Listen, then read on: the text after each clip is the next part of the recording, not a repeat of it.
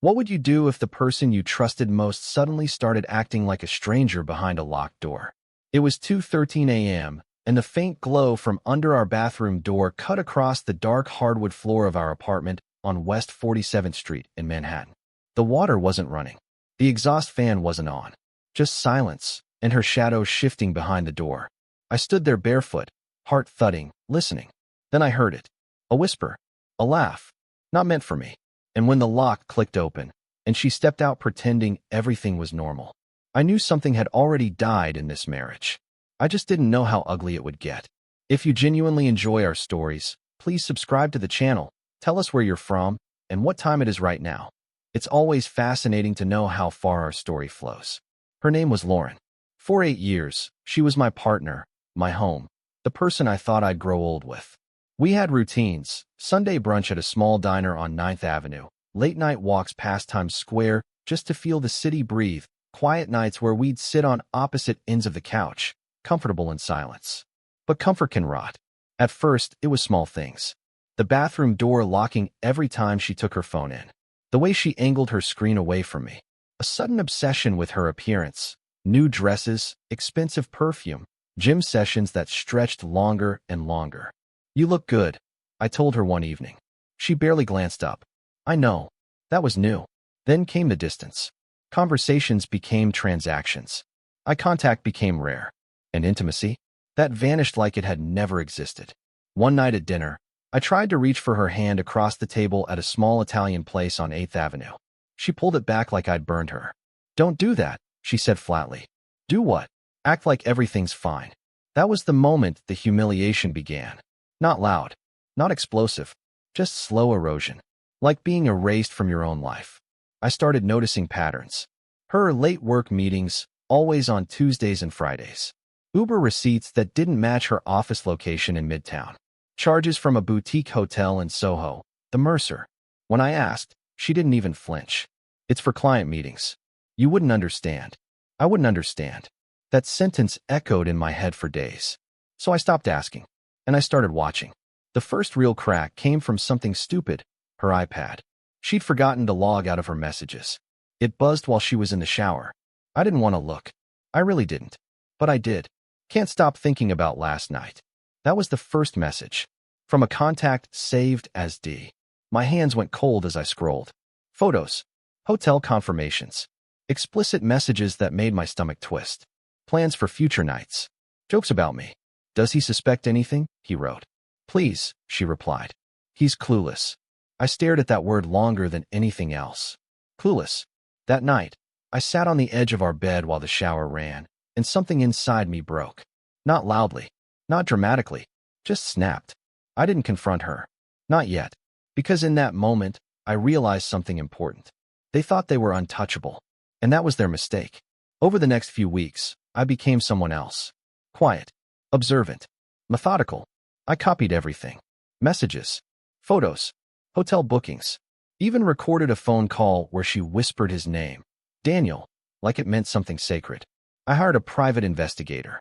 A guy who didn't ask questions, just delivered results. Within days, I had pictures of them entering the Mercer together, holding hands, kissing in the lobby like I didn't exist. Daniel turned out to be exactly what I expected. Mid-level finance guy. Married. 2 kids in Westchester.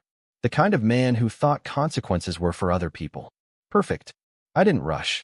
Revenge isn't about speed. It's about precision.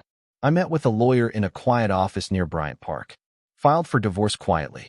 Started separating finances. Moved money into accounts she couldn't touch. Every step calculated. Meanwhile, at home, I played my role. Long day. I'd ask. She'd sigh dramatically. "You have no idea." "Oh, I think I'm starting to."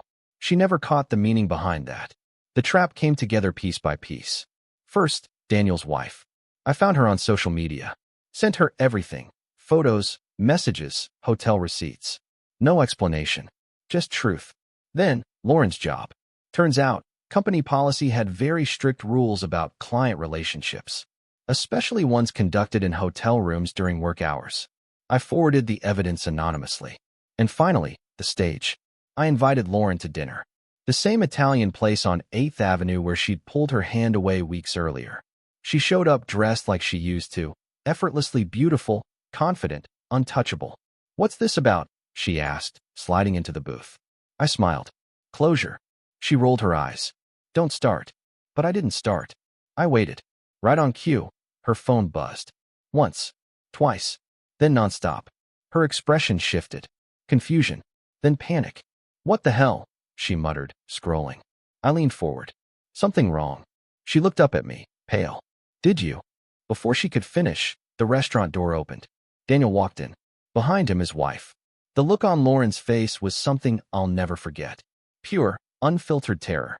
"You," Daniel's wife said, pointing at Lauren, voice shaking with rage. "You think this is funny? Destroying families." Heads turned. Conversations stopped. The entire restaurant watched. Lauren stood up, stammering. I didn't. Didn't what?" I said calmly. "Didn't think you'd get caught?" She looked at me like she was seeing me for the first time. "You knew?" she whispered. I nodded. For a while, Daniel tried to speak, but his wife cut him off with a slap that echoed through the room. It unraveled fast after that. Public humiliation. Screaming. Tears. Phones recording. Lauren reached for me at one point. "Please, we can fix this." I stepped back. "No," I said quietly. "You already fixed it." By the end of the week, everything collapsed around her. She lost her job, violated company policy. Daniel's life imploded. Divorce, custody battle, financial ruin. And Lauren? She tried calling, texting, showing up at the apartment. But by then, it wasn't her home anymore. I had already changed the locks. The divorce was swift, clean, ruthless. Every piece of evidence I'd gathered ensured she walked away with almost nothing. The last time I saw her was outside the courthouse in Lower Manhattan. She looked smaller, fragile, like the arrogance had been stripped out of her. "I never thought you had this in you," she said. I looked at her for a long moment. Neither did I. Then I walked away. These days, I still pass that bathroom door sometimes, in a different apartment now. Still remember that glow under the frame. That whisper. That moment, everything changed. And the truth is, the lock on that door wasn't what kept me out. It was the lie she thought I'd never open. The end.